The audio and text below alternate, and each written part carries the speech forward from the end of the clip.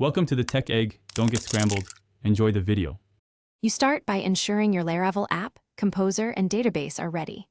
Install Socialite now so you can call Google Flows. Run Composer, require Laravel/Socialite, and confirm provider entry if your Laravel version requires it.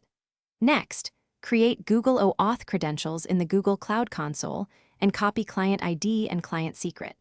Configure the redirect URI to point to your route like /auth/Google/callback.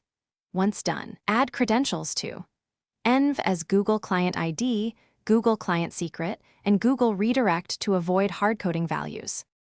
Now implement the route and controller flow. Add two routes, one to redirect users to Google and one to receive the callback. In your auth controller, write redirect to Google to call Socialite, driver Google Redirect, then write handle Google callback to fetch the user. Use stateless if you're API-driven. Once you have the Google user object, reconcile it with your users table. Search by email, update provider ID, or create a new user. Then log them in with auth. Login $user. Make sure to save tokens if you need API access. Finish by wiring middleware and testing end-to-end.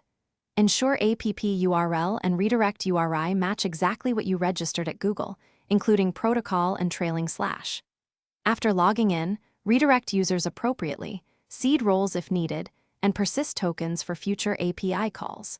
If you see errors, verify redirect URI and scopes, and clear cached config with PHP Artisan config clear or config cache. One key troubleshooting tip.